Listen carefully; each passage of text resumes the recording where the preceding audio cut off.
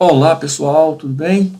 Vamos hoje dar início à nossa aula 2, falando sobre a diferença entre direito patrimonial e direito não patrimonial, né, e trazendo a conceituação de cada um desses dois institutos para vocês, para estar bem claro para vocês a diferença entre esses dois institutos. Falaremos também sobre a diferença entre o direito real e o direito obrigacional, tá? Esses dois ramos do direito patrimonial, direito real e direito obrigacional. Trazendo também a importância filosófica, jurídica, econômica, social, do Dia das Obrigações, qual a importância em todos esses ramos aí do nosso estudo, né? Qual a importância do direito das obrigações nesses ramos. Também, ao final, vamos estar passando para vocês o questionário virtual, vocês já devem ter visto na aula 1 o que é o questionário virtual, para vocês estarem respondendo eles aí assim que terminar de ver a nossa videoaula, ok? Qualquer dúvida, qualquer coisa, temos aí nosso blog e tem o meu e-mail, qualquer coisa entre em contato com a gente. Vamos lá. Inicialmente, trazer para vocês aí a diferença entre direitos patrimoniais e direitos não patrimoniais, trazendo a diferença entre esses dois grandes ramos do direito civil. Bom, com referência aos direitos patrimoniais, temos lá, são aqueles que podem ser convertidos em dinheiro, em pecúnia. Então, direitos patrimoniais, a doutrina traz uma definição simples, dizendo que são os direitos em que você pode aferir um valor, né? Você pode atribuir um valor àquele direito. Como, por exemplo, temos aí o direito de aluguéis, né? Então, os aluguéis. Perceba, o direito de você, do locador receber o aluguel. Há como ele aferir um valor a esse aluguel? Obviamente, sim. Então, perceba que trata-se de um direito patrimonial, porque há como você aferir um valor a esse aluguel. Então, trata-se aí de um direito que está dentro dos direitos patrimoniais. Você ter um carro, né? Então, você é proprietário de um carro, tem um domínio sobre um carro. Esse automóvel, ele também, você poderá aferir um valor a esse automóvel. Por esse motivo, também está dentro dos direitos patrimoniais, né? Então, direito patrimonial como naquele sentido que você pode aferir um valor àquele direito. Temos lá os direitos não patrimoniais.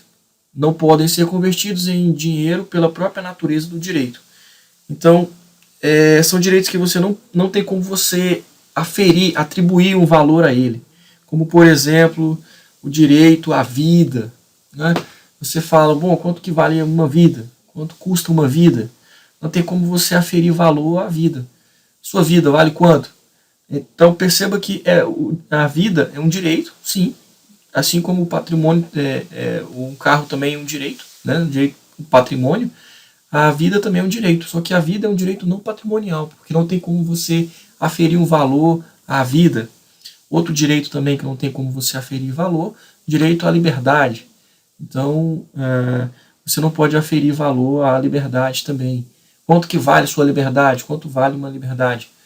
Não tem como você mensurar o valor de uma liberdade. Outro exemplo, direito ao nome, né? O direito ao nome também não tem como você estar medindo, dizendo, aferindo o valor a esse direito. Então, também faz parte aí dos direitos não patrimoniais, direito ao nome. Então, temos aí, recapitulando, dois exemplos sobre direitos patrimoniais, né? Direito ao aluguel, direito à propriedade, né? Posse, tudo isso aí são direitos patrimoniais.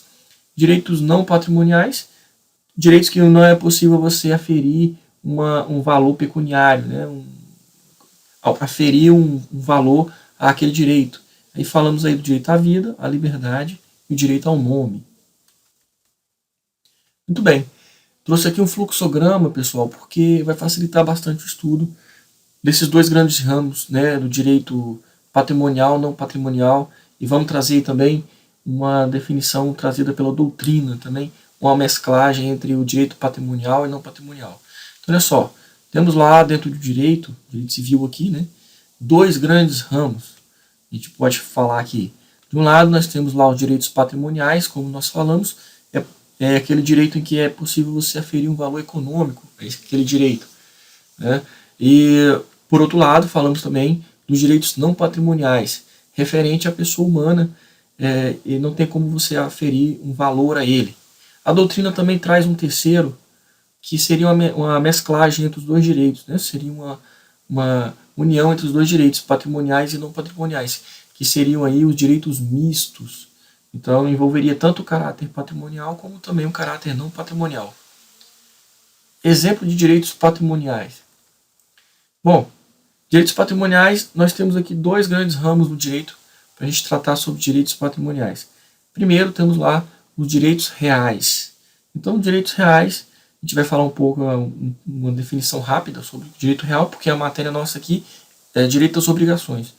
Né? Mas a gente vai tocar um pouco, falar um pouco sobre direitos reais. Direitos reais estão dentro também dos direitos patrimoniais. Tá? Então, direitos reais fazem parte, é espécie dos direitos patrimoniais. Por outro lado, temos também a matéria que nós estamos estudando, direitos das obrigações. Então, os direitos obrigacionais são direitos patrimoniais. Por quê? Porque dizem respeito a valores econômicos, a pecúnia, a relação jurídica em que envolve um interesse econômico. Então, temos lá direitos patrimoniais divididos em direitos reais e direitos obrigacionais. Muito bem.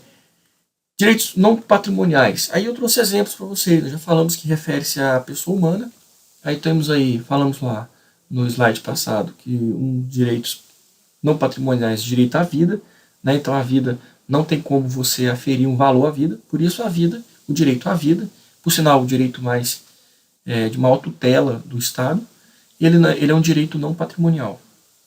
Outro exemplo que falamos, direito à liberdade. Então a liberdade também, né, um direito que está dentro do direito não patrimonial, por não ser possível aferir valor à liberdade.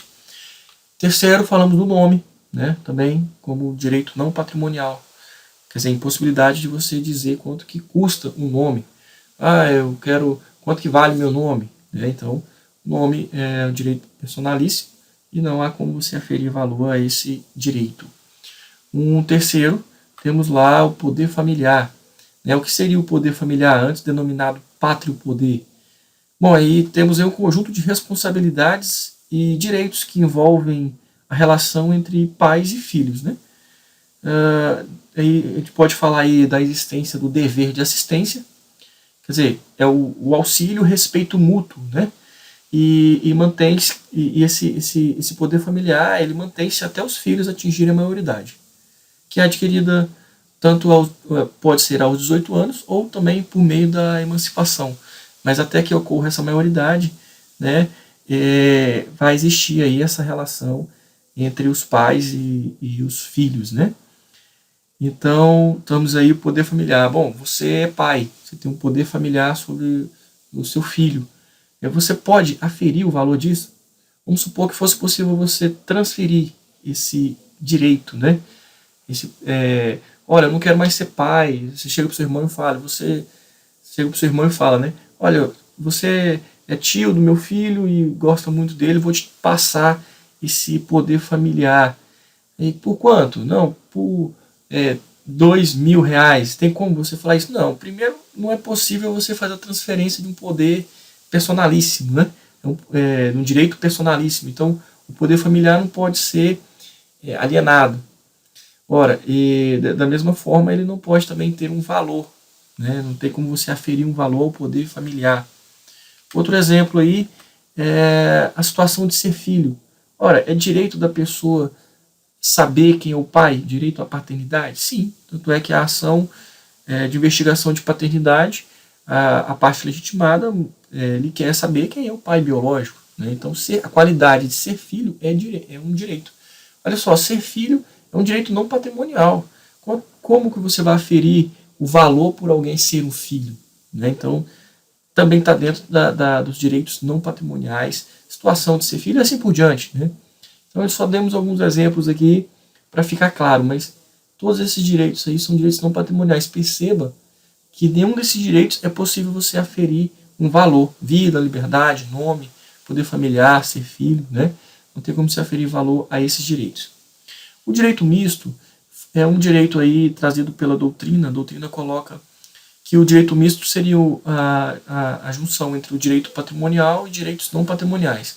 Quer dizer, dentro desses direitos mistos, você teria uma junção desses dois direitos, né? Patrimoniais e não patrimoniais.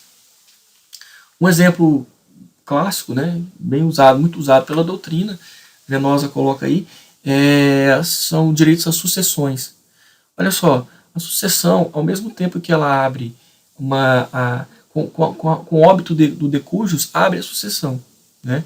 Abrindo-se a sucessão, vai acontecer a transferência da propriedade do patrimônio deixado pelo de cujus para os herdeiros.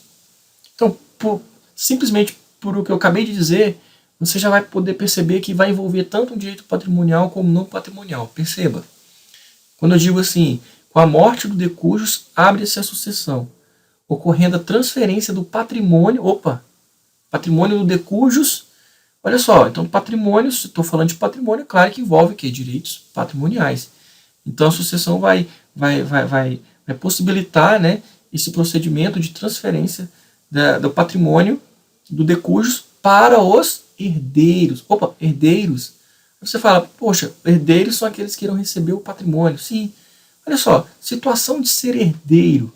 Tem como você aferir a situação de ser herdeiro? Não. Herdeiro não tem como você ter aferir valor. Então, por isso, a situação de herdeiro, o direito de ser herdeiro é um direito não patrimonial. Então, ao mesmo tempo que você tem então, olha só, ao mesmo tempo que você tem a transferência de patrimônio, né, do de cujo para os herdeiros, quando a gente fala dessa transferência, estamos falando de direito patrimonial. Quando nós estamos falando que o destinatário desse patrimônio são os herdeiros, estamos falando que a situação de herdeiro é um direito não patrimonial, uma vez que não há como você aferir valor à situação de ser herdeiro. Bom, dando prosseguimento aí. Olha só, eu falei para vocês que a gente ia falar sobre direitos reais e direitos obrigacionais. Então, olha só, direitos patrimoniais, né? Então, falamos que o direito patrimonial, ele diz respeito a um valor econômico. E aí, nós dividimos, e aí falamos lá dos direitos reais. O que seria esses direitos reais, então, professor? Olha só, os direitos reais, a doutrina tem colocado aí como sinônimo dela direito das coisas. Por quê? Porque coisas, coisa em latim é res. Então, direito das res, direito das coisas. Então, toda vez que você ouvir falar direitos reais, é a mesma coisa de se dizer direito das coisas. Tá? Então, direitos reais ou direito das coisas são sinônimos. O que vai tratar aí? Bom, direito de propriedade dos bens móveis e imóveis é um exemplo de direito real. Tá? Direito real, na verdade, é relação jurídica existente entre uma pessoa e uma coisa. Vai falar um pouquinho melhor sobre isso agora mesmo. Mas o direito de propriedade dos bens móveis e imóveis, por exemplo, é um exemplo de direito real. Perceba que o direito real está dentro do direito patrimonial. Por quê? Olha, se eu estou falando de propriedade, estou falando de posse, né? Estou falando de usufruto, de penhor, hipoteca, anticrese, então são direitos reais. Se eu estou falando sobre isso, olha, isso que eu estou tratando, tudo tem referência a patrimônio. Então os direitos reais estão dentro dos direitos patrimoniais. É uma espécie dos direitos patrimoniais. Um outro, que é exatamente o que nós estamos estudando, são os direitos obrigacionais. Tá? Direitos obrigacionais aí, tratando aí no direito das obrigações que nós estamos estudando na presente aula, né? no presente estudo todo, falando sobre o direito das obrigações. Enquanto lá nos reais nós falamos de um direito de propriedade dos bens móveis e imóveis, aqui nós falamos de um vínculo jurídico transitório entre credor e devedor. Bom, aqui nós já começamos a colocar três vertentes, três elementos.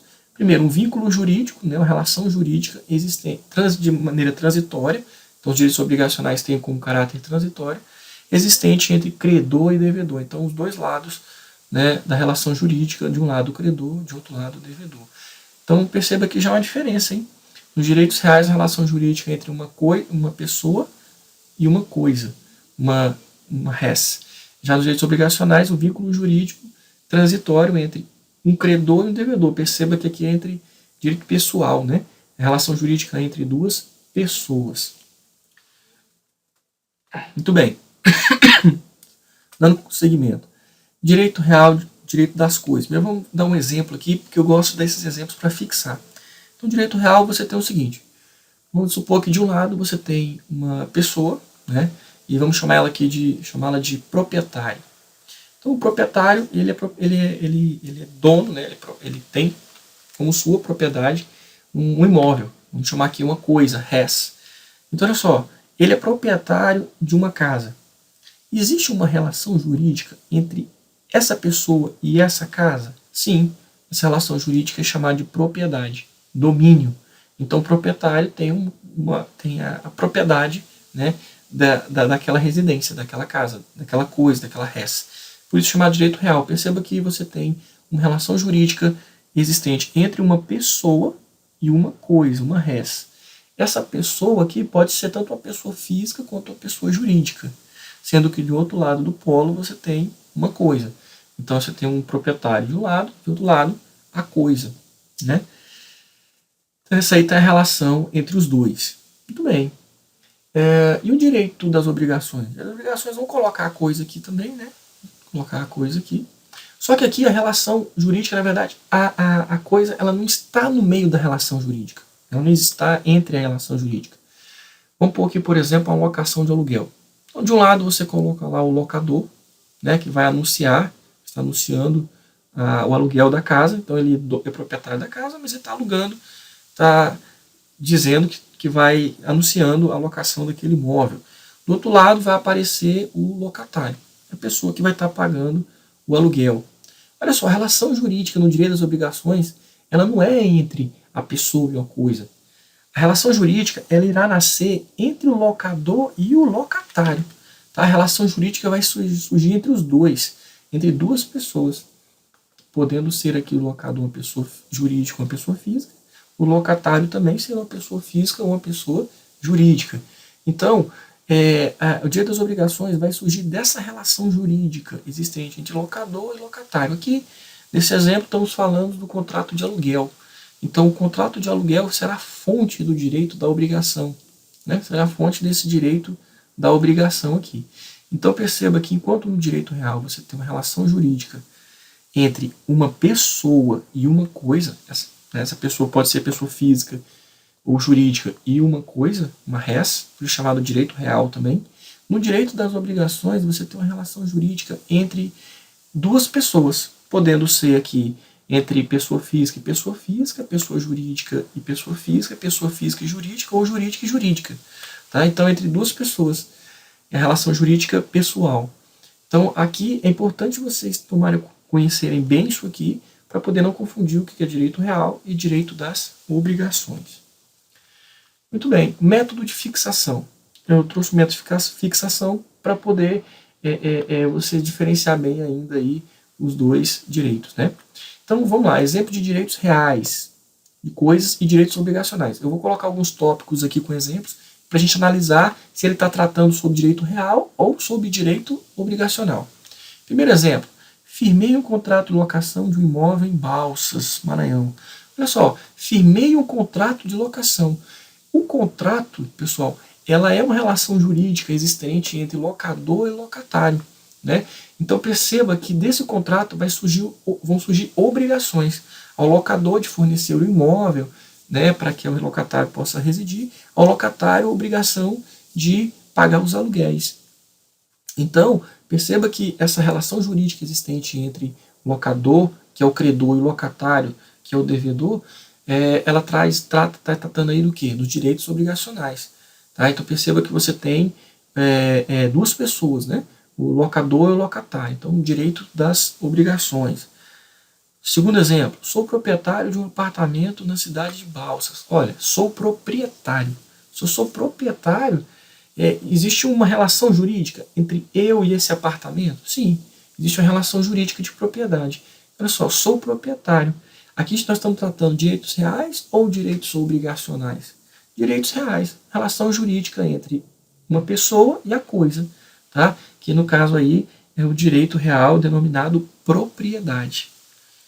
Muito bem, terceiro exemplo. Tenho um celular smartphone, modelo X, modelo qualquer X, o qual comprei pela internet. Então, tenho um celular. Aqui nessas duas orações, você vai analisar cada oração separada. Primeiro, tenho um celular smartphone modelo X. Ora, se eu tenho um celular, eu estou dizendo que eu sou proprietário desse celular, estou tratando dos direitos reais. Relação jurídica existente entre uma pessoa e uma coisa. Essa é a primeira oração, então está dizendo respeito ao direito das coisas, direitos reais. A segunda oração, quando eu falo o qual comprei pela internet, já estou tratando da compra e venda, né? Então, o qual comprei pela internet.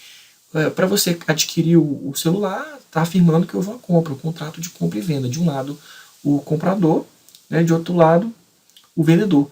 Então, nessa relação jurídica, você tem os direitos obrigacionais, né? Pelo contrato que se firmou, aí você trata os direitos das obrigações. Então, perceba que na compra você tem duas pessoas, uma em cada polo. Já nos direitos reais, você tem de um lado uma pessoa e de outro lado uma coisa. Ambas têm relações jurídicas, né? Nos direitos reais, você tem as relações jurídicas. Só que o direito real é a relação jurídica entre uma pessoa física ou jurídica e uma coisa. Nos direitos obrigacionais, existe também uma relação jurídica. E essa relação, só que essa relação jurídica é entre pessoas, chamada credor e devedor. Outros exemplos para a gente continuar aí, método de fixação. Emprestei R$ 1.500 a meu irmão. Ora, esse empréstimo aqui, né, dos empréstimos nós temos empréstimo de mútuo, empréstimo de comodato. Empréstimo de mútuo é empréstimo de coisas fungíveis. Empréstimo de comodato, empréstimo de coisas infungíveis. Emprestei R$ 1.500 a meu irmão. Ora, se eu estou falando que eu emprestei, eu firmei um contrato de mútuo com meu irmão. Ora, então temos um lado o credor, de outro lado o devedor. Tratamos aqui dos direitos obrigacionais, relação jurídica entre duas pessoas, certo? Credor e devedor. Quinto exemplo. O filho do vizinho quebrou o vidro do meu carro. Olha só, o filho do vizinho quebrou o vidro do meu carro. Bom, se esse filho do vizinho for menor, né, for uma criança ou um adolescente e tiver ainda sobre o poder familiar, o pai irá responder pelos atos do filho. Então, por ter quebrado meu vidro, vai gerar um direito a mim pela indenização pelos danos materiais e, eventualmente, danos morais, né? É mais difícil ocorrer aí. Mas os danos materiais estão caracterizados. Então, ele, por uma vontade própria, jogou uma pedra, por exemplo, quebrou o vidro do meu carro, houve um dano, né? Então, eu vou ter direito de ser indenizado por perdas, né? Perdas materiais e demais eventuais perdas, outras, lucro cessante, etc. Mas perceba que gera uma obrigação. O filho do vizinho quebrou o vidro no carro, gerou uma obrigação de indenizar por essa perda que eu tive material aí do meu veículo, ok?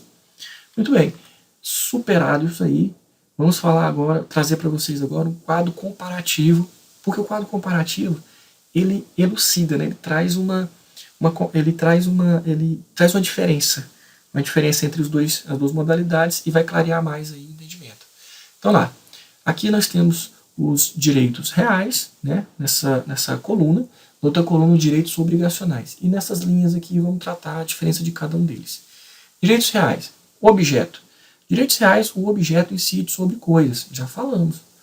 Ora, os direitos reais são relações jurídicas existentes entre pessoas e coisas. Perceba que o objeto incide sobre coisa, né? Então, a relação jurídica é sobre uma coisa, uma pessoa tendo uma relação jurídica sobre uma coisa. Então, incide sobre coisas.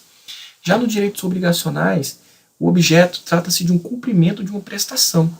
Olha só, você tem lá a obrigação de dar, de fazer, de não fazer. Então, você tem, nos direitos obrigacionais, o objeto é uma prestação, um entregar, um dar, um restituir, um fazer, um não fazer, é um cumprimento de uma obrigação, de uma prestação, né? A direitos obrigacionais trata de um cumprimento de uma prestação. Sujeitos. Nos direitos reais, você tem como sujeito passivo, ele é indeterminado. Por que o sujeito passivo é indeterminado nos direitos reais? Ora, por exemplo, questão do direito patrimonial.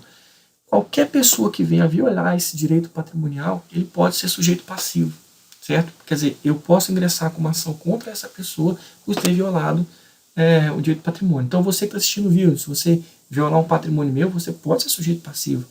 O meu vizinho violou um direito patrimonial meu, pode ser sujeito passivo, certo? Então, é indeterminado. Qualquer pessoa pode ser sujeito passivo nos direitos reais.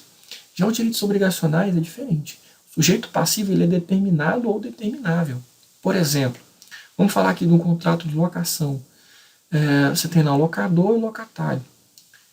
Se o locatário não paga os aluguéis, quem será responsabilizado? A quem você vai cobrar os aluguéis? Eu posso cobrar os aluguéis do meu vizinho, que não é locatário, da mãe dele, né, do irmão dele? Não. O sujeito passivo, né, é determinado. Quem que é? O locatário. Então, o sujeito passivo será aquela pessoa que irá responder. E ele é determinado desde o momento da celebração do contrato. Quando você firma o contrato, já fica definido quem será o sujeito, eventual sujeito passivo em caso de não pagamento dos aluguéis. Nesse caso aí, o locatário. Então, não é qualquer pessoa. O sujeito passivo não é indeterminado, ele é determinado nesse caso. Né? Desde o momento da celebração do contrato, você já sabe quem será sujeito passivo em caso de não pagamento do aluguel. Duração. Direitos reais, a duração, como regra, é perpétuo. Então, olha só, por exemplo, direito de propriedade que estamos falando. Direito de propriedade, não existe um prazo limite. Eu tenho 100 anos, então eu não posso mais ser proprietário de um automóvel. Não existe isso. Não existe isso. A pessoa ela continua sendo proprietária, né, até que ocorra o óbito, né, em que a pessoa perde o direito da personalidade, ela perde a capacidade, com a morte tudo se dissolve.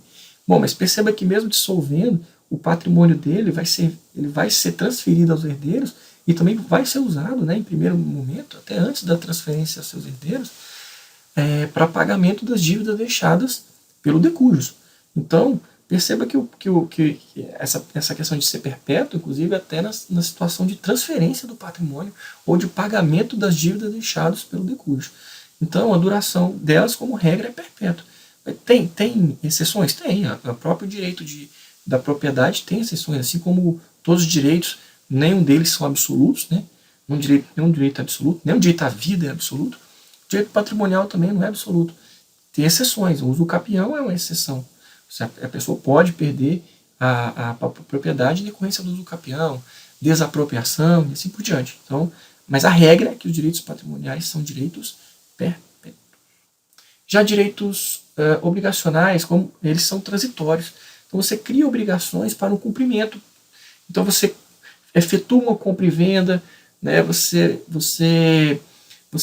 faz um empréstimo. Então os direitos obrigacionais eles têm uma finalidade transitória. Então a diferença entre os direitos reais e obrigacionais com relação à duração é que, em regra, os direitos reais são perpétuos, enquanto os direitos obrigacionais são transitórios. Olha só, você não firma um contrato de aluguel para o resto da sua vida. Você realmente faz um contrato de aluguel para 6 meses, 1 ano, né? A regra está aí nesses valores. Você não vai comprar algo para querer pagar o resto da vida. Você compra aquilo, você pagar em 15, em 20 vezes, 25, 24 vezes, 36 vezes, 48 vezes, mesmo que seja um imóvel que você alugue em 300, você financia em 300 meses pela Caixa, mas 300 meses você coloca ali como sendo algo que tem um fim, né? Já diferente dos direitos reais com relação à duração. Então, nos direitos obrigacionais, eles têm um caráter transitório. Já com referência à formação, direitos reais, eles são criados por lei. Ora, os direitos reais são aqueles previstos em lei. E nós temos lá no artigo 1225 do Código Civil, que ele traz lá um rol taxativo, né? Não é exemplificativo, dos direitos reais que são criados por lei. Temos lá a propriedade, a superfície, as servidões, o usufruto, o uso, a habitação, né? O direito do promitente comprador do imóvel, o penhor, a hipoteca, a anticrese, a concessão de uso especial para fins de moradia, a concessão de direito real de uso. Então, são o quê? Direitos reais que estão previstos na lei. Então, os direitos reais eles são criados por lei, a sua formação é criada por lei. Enquanto os direitos obrigacionais são ilimitados, né? Ilimitado o número de contratos. Você pode firmar vários contratos. Por sinal, você firma vários contratos. O contrato, pessoal, ele é a principal fonte das obrigações, quer dizer, de onde nascem as obrigações. Olha, perceba que você firma o contrato, obrigações durante todo o dia. Você acorda, vai ao banheiro, usa água. Ora, você está usando aquela água porque você firmou um contrato de prestação de serviço de abastecimento de água com alguma concessionária aí.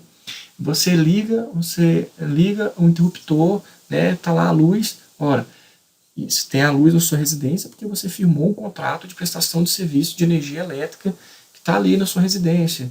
Você sai, liga a televisão, tem o Netflix, tem Sky, tudo são contratos, né? Claro, TV. Você sai de sua casa para comprar um pão. E agora você vê o seu carro, vê o carro lá. Lembra que tem financiamentos para pagar. Por quê? Porque você firmou um contrato de financiamento, né? E gerou obrigações para você e por ambos os contratantes. Você passa ali e abastece o carro. Você acabou de pagar, pagou a pessoa abasteceu, você pagou, acabou de firmar um contrato de compra e venda à vista, né? Então surgiu obrigações para ambas as partes. Ele de fornecer o produto, a gasolina, e você de pagar o valor referente à gasolina. Você sai dali, vai comprar o pão, comprou o pãozinho, outro contrato de compra e venda à vista, em que surgem obrigações também para ambas as partes. Você chega na faculdade para estudar, contrato de prestação de serviço, contrato de prestação de serviço educacional, né? A instituição vai te prestar o serviço educacional. Aquilo ali você está pagando por aquilo também. Obrigações, tanto para a instituição quanto para você, de você pagar a instituição de fornecer as aulas e tudo mais. Então perceba que a todo momento nós celebramos contratos, a todo momento surgem direitos obrigacionais. Bom, com referência, então por isso que falamos que ela é ilimitada, né? Então, quanto direitos reais, a formação é criada por lei, aquele rol taxativo dos direitos que eu falei, né? Propriedade, superfície, servidão, uso, usufruto, habitação, penhor, hipoteca, anticrédito, etc. Os direitos obrigacionais, eles são ilimitados o número de contratos. Você pode celebrar vários contratos, desde que não sejam ilícitos, né? Não tenham como objeto lícitos, ou que não tenham formas, não tem formalidade, né? Previstas ou não defesas em lei, e as partes sejam capazes, etc. Então você tem uma infinidade de contratos que podem ser celebrados, não só aqueles previstos no código, mas você pode criar contratos inominados, né? Contratos que você pode estar criando aí de forma ilimitada. Com referência à ação, olha, a ação dos direitos reais ela pode ser proposta contra qualquer um. Nós falamos aqui no começo, o objeto decide sobre coisas, o sujeito, desculpa. O sujeito é o sujeito passivo indeterminado, né? Então a ação, você vai poder entrar com ação contra qualquer pessoa. Qualquer pessoa que venha ferir o seu direito ao patrimônio, você pode estar ingressando. Então ele é indeterminado e a ação pode ser proposta contra qualquer um.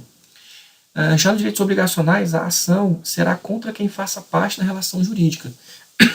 Nos direitos contratuais, nós temos lá um princípio da relatividade, em que a ação será proposta apenas contra aquelas pessoas que fazem parte da relação jurídica, né?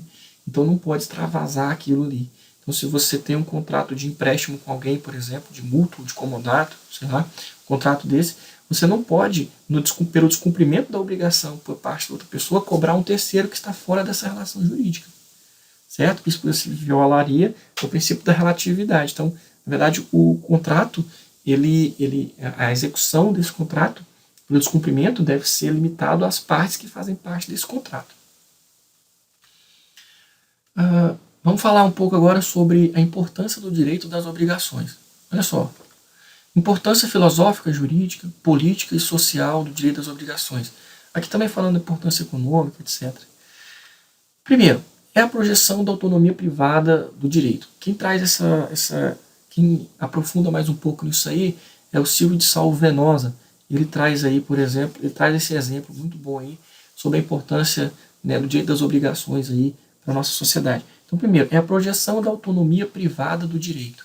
Ora, perceba que o direito das obrigações ela é a materialização, a exteriorização da autonomia privada do direito. Então, as pessoas elas podem firmar contratos, firmarem obrigações entre si, tá? E isso trata-se da projeção da autonomia privada do direito. Então, você tem autonomia para criar contratos e diversas obrigações, né? Então, trata-se então da materialização, da projeção da autonomia privada do direito.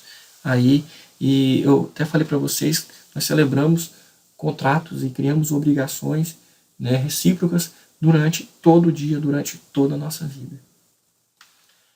Segundo exemplo, bom, o direito às obrigações estão presentes desde a atividade mais simples até a atividade mais complexa da sociedade. Perceba, nós falamos que ela está presente durante todo o tempo. Agora eu trazendo para vocês que ela está presente tanto nas atividades mais simples até as mais complexas. Por exemplo, você compra uma balinha, você vai lá comprar uma balinha. Ora, estou comprando uma balinha, professor, 5 centavos a balinha. Muito bem, você acabou de firmar um contrato de compra e venda. Surge obrigações para as partes? Sim, contrato de compra e venda à vista. Para o vendedor, surge a obrigação de me entregar a balinha. Para eu, comprador, surge a obrigação de pagar o valor da balinha. Existiram obrigações? Sim, obrigação de dar, obrigação de pagar aí, né? De entregar e de pagar, então surgem obrigações para ambas as partes, credor e devedor nessa relação. Mas, professor, só para comprar uma balinha, assim, mesmo essa atividade mais simples, existe aí o direito das obrigações. Quando a gente fala que ela vai da atividade mais simples à mais complexa, trazendo como outro exemplo aí, por exemplo, o leilão do pré-sal, né? O leilão do pré-sal trouxe aí esse exemplo de uma atividade complexa. Que foi o leilão do pré-sal? O vencedor do leilão foi o consórcio formado pelas empresas Petrobras, Shell, Total, CNPC e CNOOC. O único a apresentar a proposta.